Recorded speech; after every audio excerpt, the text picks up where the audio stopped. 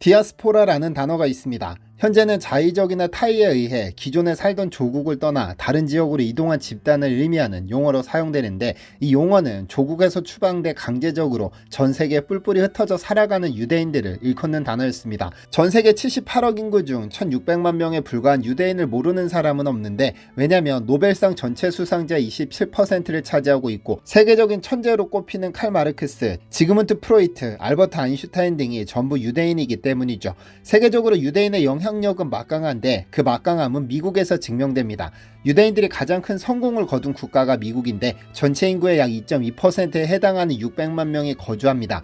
그런데 유대인 1인당 소득이 비유대인의 2배에 달하고 미국 최고 부자 40명 중 16명이 유대인이며 유대인 소유 언론사는 50여 개로 전체의 3%, 언론인은 전체 6%에 불과하나 대도시와 영향력 있는 매체와 자리에 집중돼 있죠.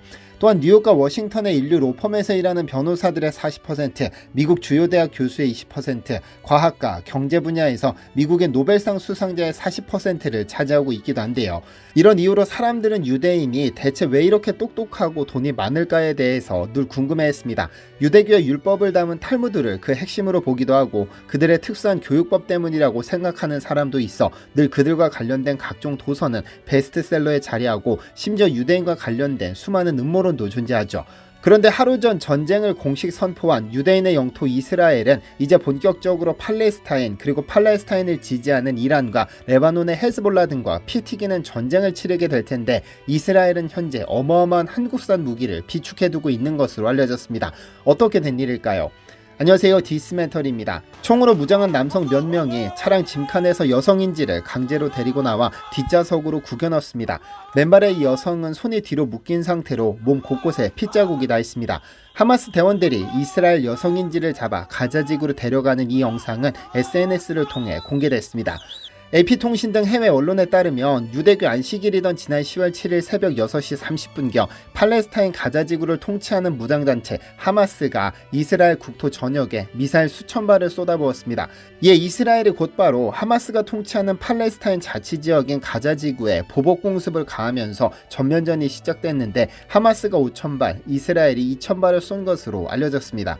이후 오전 10시경부터 하마스 무장부대는 낙하산과 모터보트 등을 타고 가자지구와 인접한 이스라엘 22개 지역에 침투해 경찰서와 주택, 군인, 민간인 할 것 없이 무차별 공격하고 납치했죠. 위 영상 역시 하마스가 이스라엘 여성을 납치해 가자지구로 데려가는 모습을 찍은 것입니다. 이 사건으로 이틀이 채 지나기 전에 수천 명의 사상자가 발생했고, 이스라엘은 1973년 제4차 중동전쟁 이후 최대 규모의 공격을 받았는데요. 이에 베냐민 네타냐후 이스라엘 총리는 긴급회의를 소집해 전쟁에 돌입한다고 선언하며 하마스가 숨어 있거나 활동하는 모든 것을 폐허로 만들 것이라는 섬뜩한 경고를 남겼습니다. 이 두 국가는 어쩌다 이렇게 죽고 죽이는 원수관계가 된 것일까요? 이스라엘은 잘 아시다시피 유대인의 국가입니다. 정확히는 유대인은 민족적인 개념이고 이스라엘은 영토의 개념입니다. 그런데 현재 이 이스라엘 땅에서는 100년 넘게 전쟁 중입니다. 이스라엘에 미사일을 쏟아부은 팔레스타인과 말이죠. 어쩌다 이렇게 됐을까요? 19세기까지 중동을 완전히 집어삼켰던 오스만 제국은 제1차 세계대전이 발발하자 불행히도 영국과 프랑스에 맞서 독일, 오스트리아와 함께 동맹국에 가담했습니다. 그러나 오스만 제국이 전쟁에서 패하면서 영국은 재빨리 팔레스타인으로 알려진 지역을 장악했죠. 당시 이곳은 대부분 아랍인들이 거주하고 있었고 유대인은 극소수에 불과했는데요. 이후 국제사회는 영국에게 유대인을 위한 고국 땅을 팔레스타인에 건설하라는 과제를 안기면서 유대인과 아랍인 사이의 긴장감이 커지게 되죠. 유대인들에게 있어서 팔레스타인 땅은 조상들의 고향이었지만 팔레스타인에 거주하는 아랍인들 역시 이 땅의 영유권을 주장하고 있었습니다. 현재 살아가고 있는 땅이니까요. 절대 양립할 수 없는 두 민족 사이의 긴장감은 상상을 초월했습니다. 그러다 제2차 세계대전이 발발하면서 홀로코스트를 피해 팔레스타인으로 몰려드는 유대인들이 늘기 시작했는데, 전쟁 직후 1947년 유엔이 팔레스타인 지역을 유대인 국가와 아랍인 국가로 분리하되 예루살렘은 국제 공동 통치 지역으로 두는 팔레스타인 분화란을 통과시킵니다. 이 분할안을 두고 유대인들은 수용했지만 아랍 측이 거부하면서 실행되지는 못했는데 1948년 영국이 이 문제를 해결하지 못한 상태로 철수하게 됩니다. 이때 유대교 지도자들이 서둘러 이스라엘 국가 건국을 선언한 후 예루살렘을 수도로 정해버렸죠.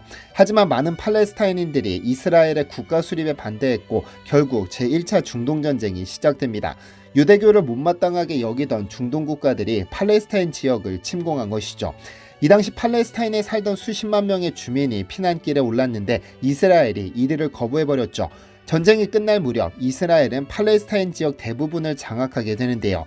현재 서한지구로 알려진 땅은 요르단이, 가자지구는 이집트가 점령했고 예루살렘 서쪽은 이스라엘군이, 동쪽은 요르단군이 차지했습니다.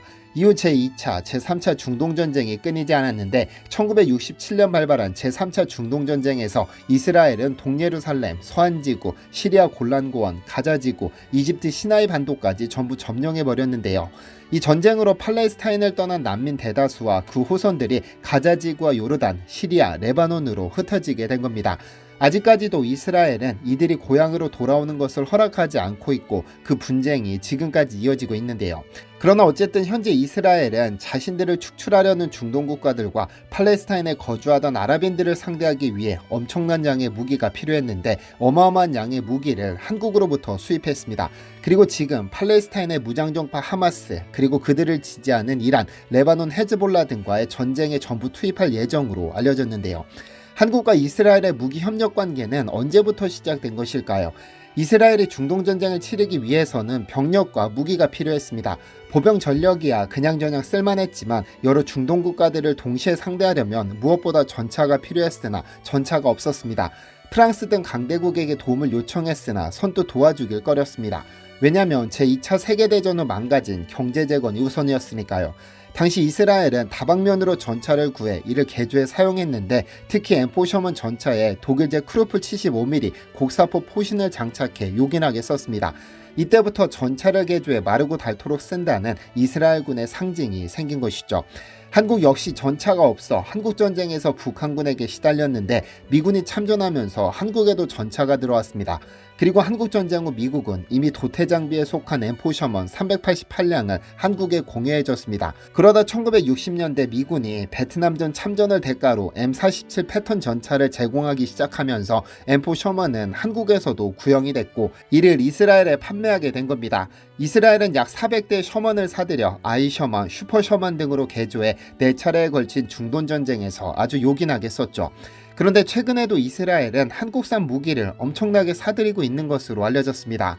지난 2021년 5월 21일 한 국회의원이 분석해 공유한 UN 세관 데이터에 따르면 2015년 2020년 사이 한국의 대이스라엘 무기 판매 금액은 이전 6년 대비 22% 증가한 2,885만 달러로 나타났습니다. 특히 2014년에는 이스라엘이 하마스와 50일 전쟁을 벌였었는데 압도적인 군사력 차이로 이스라엘에서 73명, 팔레스타인에서 2,100명이 사망했습니다. 대부분이 어린이와 여성을 포함한 민간인이어서 국제사회의 비난이 대단했었죠. 그런데 전쟁 이듬해인 2015년부터 한국산 무기 수입액이 전년 대비 30% 늘어 일부에서는 한국이 이스라엘과 공범 아니냐는 의심의 눈초리를 보내기도 했습니다.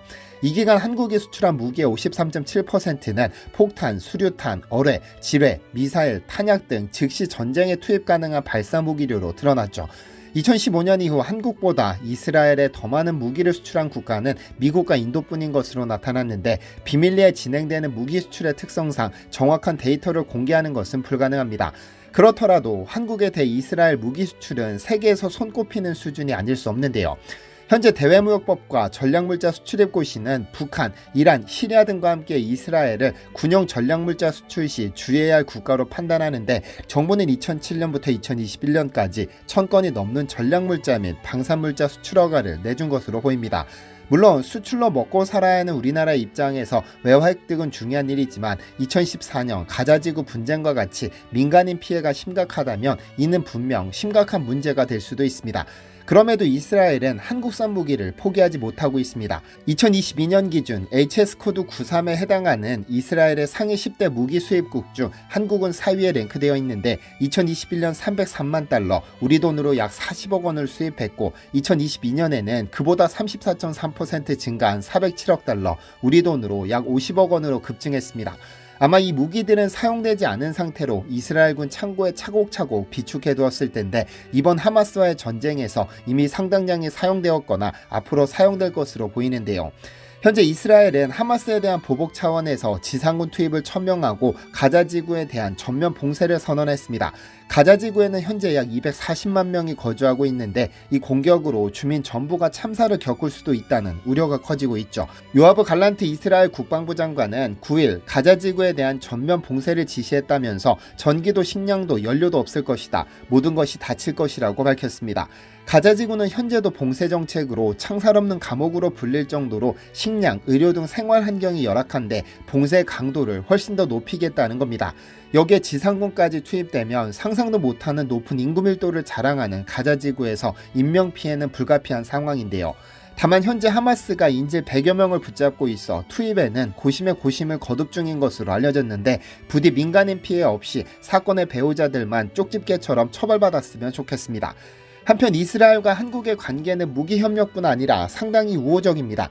제1차 중동전쟁의 여파로 골머리가 썩는 와중에도 이스라엘은 한국전쟁 당시 끊임없이 물자를 지원했고 당당히 물자지원국의 이름을 올렸습니다. 그런데 많은 이들이 이스라엘이 물자지원국의 이름을 올리고 있어 참전 16개국에는 포함되지 않는다고 알고 있지만 이스라엘 국적을 가지지 않은 유대인들은 한국전쟁에 참전했습니다.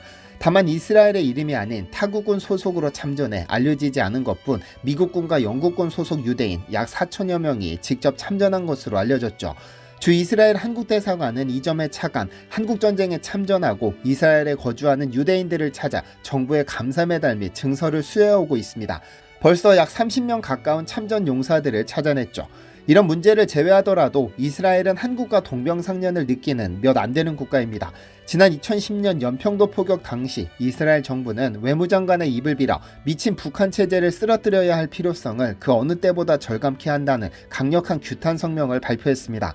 아예 체제 자체를 문제 삼으며 그 종식 필요성을 거론했죠. 한국이 북한의 핵과 미사일 위협에 노출됐을 뿐 아니라 중국의 외교, 안보 공세에 시달리는 상황을 이스라엘이 아주 잘 이해하고 있는 것이죠. 왜냐하면 이스라엘 역시 하마스, 레바논에 기반을 둔 시아파 무장 조직 헤즈볼라의 위협에 항상 노출되어 있으니까요. 그래서 이스라엘은 친한파가 될 수밖에 없다는 평가가 나오고 있는데요.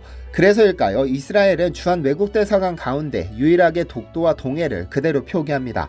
러시아, 인도네시아, 네덜란드, 이탈리아, 스웨덴, 핀란드 등 수많은 국가의 대사관들이 동해를 사람이 살지 않는 무인도를 뜻하는 리앙쿠르 암초라고 표기하고 있었습니다. 이 명칭은 일본이 국제사회에 유포한 명칭이지만 이스라엘 대사관은 예외적으로 독도와 동해를 썼었습니다. 이런 행위가 특별하게 받아들여진 이유는 한국에 주재한다는 것은 한국의 유리한 입장에 서는 것이 당연한 것이지만 많은 외국 대사관들이 일본의 유리한 입장을 대변했었기 때문입니다. 사소한 행동 하나가 큰 파장을 불러올 수 있는 마당에 이스라엘 대사관만은 철저히 한국의 입장에서 용어를 표기하고 있어 잔잔한 감동을 준 겁니다. 말 한마디보다 행동이 더 큰 힘을 발휘한 대표적인 사례이기도 하죠. 승자와 패자가 갈리는 전쟁에서 승리의 기쁨도 존재하지만 패자의 아픔도 공존하기 마련입니다. 전쟁에서 반드시 무기가 필요하고 어느 국가는 무기를 생산해 수출함으로써 국가를 운영합니다. 물론 누구나 자신이 만든 물건이 훌륭한 곳에 쓰이기를 바랍니다. 다이너마이트를 개발한 노벨도 자신이 만든 다이너마이트로 수많은 사람이 죽어나가는 모습에 충격을 받아 노벨상으로 속죄하려고 했던 것처럼 말이죠. 현재 대한민국은 다방면에서 수없이 많은 무기를 생산하고 이를 수출하고 있습니다. 이런 훌륭한 기술들이 민간인 피해가 아닌 궁극적으로는 평화를 불러오는 곳에 사용되어 훌륭한 결실이 맺어지기를 바랍니다. 시청해주셔서 감사합니다. 디시멘터리에서는 여러분의 제보를 기다립니다. 제 채널에서 다뤘으면 좋겠는 뉴스 또는 널리 알려졌으면 하는 영상은 디시멘터리 네이버.com으로 보내주시면 소중히 제작하겠습니다. 시청해주셔서 감사합니다.